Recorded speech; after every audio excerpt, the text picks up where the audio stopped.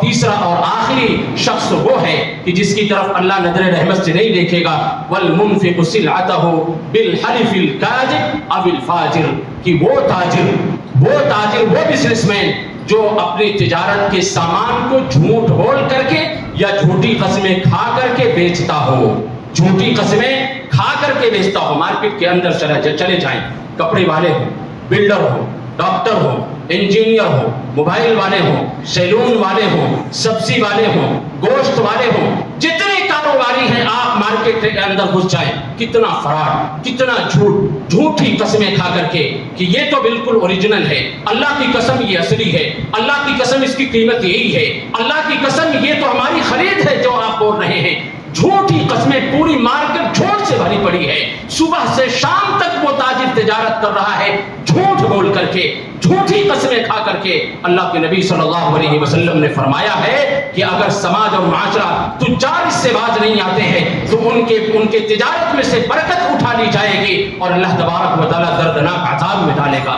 ہر انسان دیکھے، ہر کوئی آج ہر کسی پر جھوٹ اور فراڈ کے ذریعے سے اللہ کی قسمیں اٹھا کر کے، یہ جھوٹی قسمیں کھانا، اللہ کی قسم جھوٹی کھا کر کے یہ کس کی توہین کر رہے ہو؟ یہ اللہ کی توہین کر رہے ہو، جس اللہ نے ہمیں اور آپ کو اس قابل بنایا ہے کہ تجارت کر پا رہے ہیں۔ اللہ اپاہج کر کے ہو سکتا تھا کہ روڈوں کے کنارے بیٹھا دیتا اور بھیک مانگتے رہتے، لیکن اللہ نے اس قابل بنایا ہے، اللہ نے یہ ذہن دیا ہے، یہ دماغ دیا ہے، یہ توانائی بخشی ہے کہ ہم تجارت کر پا رہے ہیں۔ ہمارے اندر وہ شعور پیدا کر دیا ہے کہ ہم تجارت کر پا رہے ہیں، لوگوں کو ڈیل کر پا رہے ہیں۔ لیکن اگر جھوٹ بول کر کے تجارت کرتے ہیں، فراڈ کے ذریعے سے تجارت کرتے ہیں، سامان کچھ ہے بتا کچھ رہے ہیں، کوالٹی کچھ ہے اور اس کی اہمیت کچھ بتلا رہے ہیں، تو گویا کہ ہم فراڈ کر رہے ہیں۔ اللہ کے نبی صلی اللہ علیہ وسلم بازار سے گزر رہے ہیں، گزرتے دیکھتے ہیں ایک شخص بیٹھا ہوا ہے کچھ غلہ لے کر کے، آپ صلی اللہ علیہ وسلم اس غلے کے نیچے ہاتھ ڈالتے ہیں،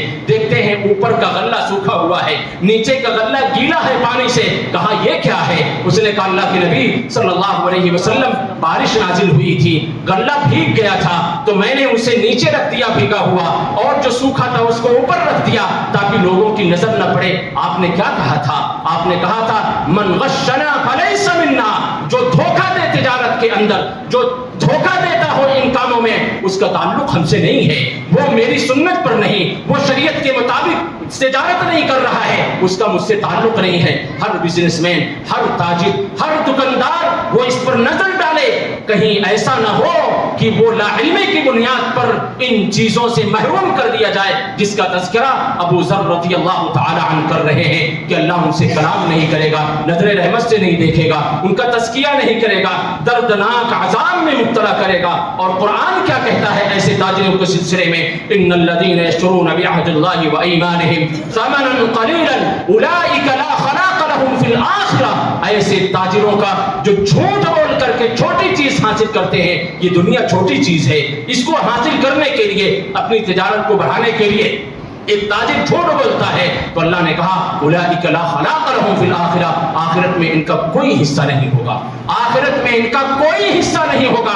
آخرت میں اگر حصے داری چاہتے ہیں تو تجارت کو ہم سچائی پر رکھیں، سچائی کو بنیاد بنا کر کے ہم تجارت کریں، اور اسی سچائی کی بنیاد پر اللہ تبارک و تعالیٰ نے جنت رکھی ہے، اور جنت ہی نہیں بلکہ جنت میں سب سے اونچے مقام پر ایسے لوگوں کو رکھنے کی بات کہی ہے۔ اللہ کے نبی صلی اللہ علیہ وسلم کیا کہتے ہیں؟ اللہ کے نبی صلی اللہ علیہ وسلم کہتے ہیں التاجر الصدوق الامین مع النبیین والصدیقین والشہداء، ایسا تاجر جو سچائی کی بنیاد پر تجارت کرتا ہے، ایسا تاجر جو امانت داری پر تجارت کرتا ہے، وہ نبیوں کے ساتھ ہوگا، شہیدوں کے ساتھ ہوگا، سچے لوگوں کے ساتھ ہوگا۔ بتایا جائے نبیوں کا مقام جنت میں سب سے بلند ہوگا کہ نہیں ہوگا؟ سچے لوگوں کا مقام سب سے بلند ہوگا کہ نہیں ہوگا؟ شہداء کا مقام سب سے بلند ہوگا کہ نہیں ہوگا؟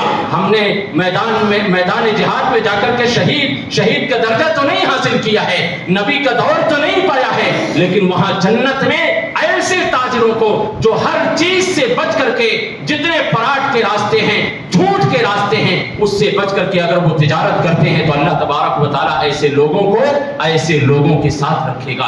اب ہم فیصلہ کریں کہ اس دنیا میں جو مختصر سی زندگی ہے, اس میں جھوٹ کے ذریعے سے تجارت کو بڑھا کر کے ہم اپنی برکت کو اور نبیوں کی صحبت سے اپنے آپ کو محروم کرنا چاہتے ہیں یا ان کے ساتھ رہنا چاہتے ہیں. ایک واقعہ نقل کرتا ہوں, جریر بن عبداللہ رضی اللہ تعالی عنہ کا واقعہ ہے. یہ اپنے غلام کو بھیجتے ہیں مارکیٹ کے اندر کہ جاؤ میرے لیے ایک گھوڑا لے کر کے آؤ. وہ گھوڑا لے کر کے آتا ہے, دیکھتے ہیں, کہتے ہیں کہ دیکھو اس گھوڑے کی قیمت کتنی ہے. کہا گیا 300 درہم. کہا کہ مجھے نہیں لگتا ہے بلکہ اس کی قیمت کچھ زیادہ ہے. وہ بڑھاتے چلے گئے. یہ خیر خواہی ہو, ہر تاجر اور ہر بزنس مین ایک دوسرے کے ساتھ یہ خیر خواہی کرے.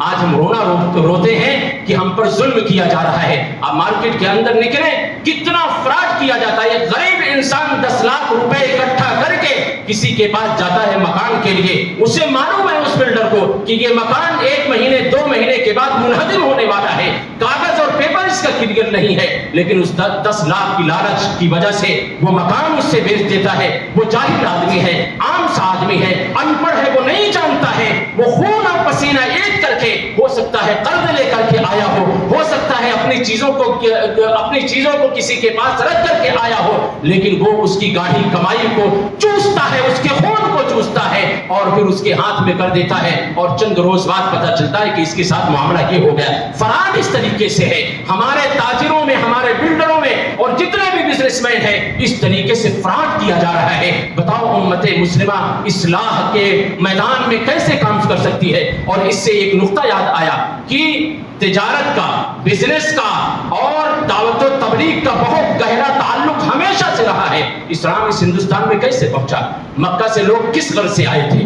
تجارت کی غرض سے آئے تھے. آپ تاریخ اٹھا کر کے پڑھیے, تجارت کی غرض سے مکہ سے لوگ یہاں آئے تھے اور تجارت کو بنیاد بنا کر کے دعوت و تبلیغ لوگوں میں پیش کیا تھا. بتاؤ ہم جب جھوٹ بولیں گے, فراڈ کریں گے تو کوئی ہماری تعلیمات سے متاثر ہوگا, کوئی اسلام سے متاثر ہوگا؟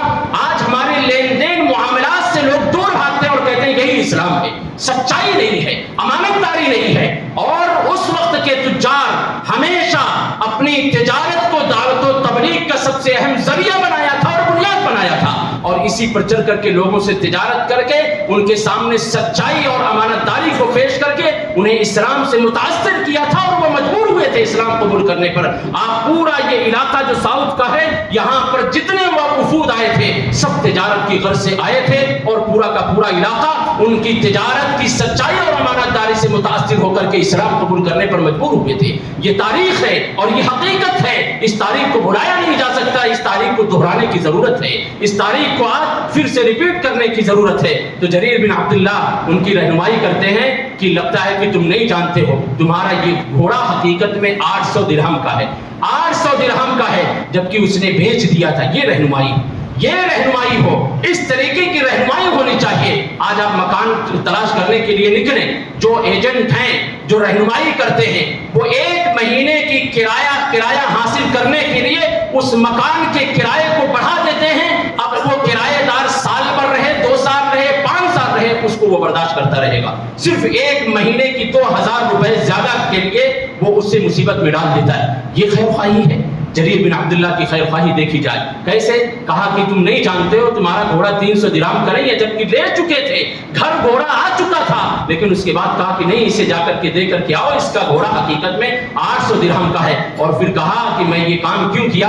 اس لیے کہ اللہ کے نبی صلی اللہ علیہ وسلم ہر مسلمان سے خیر خواہی کے لیے بیعت کرتے تھے, اور ہم نے بھی اللہ کے نبی صلی اللہ علیہ وسلم سے بیعت لی تھی کہ جب تک میں زندہ رہوں گا ہر مسلمان کے ساتھ خیر خواہی کرتا رہوں گا, ہر ایک کے ساتھ خیر خواہی کرتا رہوں گا. یہ ہے وہ 3 اشخاص, وہ 3 لوگ جس کے تعلق سے اللہ کے نبی صلی اللہ علیہ وسلم نے فرمایا کہ لا یکلمہم اللہ ولا یزکیہم یوم القیامہ ولا یزکیہم ولہم عذاب علیم. 4 چیزیں ہیں, لوگ ہیں 3 اور وعیدیں ہیں 4. اللہ کلام نہیں کرے گا, ان کی طرف دیکھے گا نہیں, ان کے گناہوں کو نہیں معاف کرے گا, دردناک عذاب میں ڈالے گا. ایک جو اپنے کپڑوں کو نیچے رکھتے ہیں, دوسرا جو احسان جتلاتے ہیں, تیسرے وہ تاجر جو جھوٹ بول کر کے اپنے سامان کو فروخت کرتے ہیں۔ اللہ تبارک و تعالی ہم تمام کو شریعت کے مطابق، سنت کے مطابق، کتاب و سنت کے مطابق زندگی گزارنے کی توفیق عطا فرمائے۔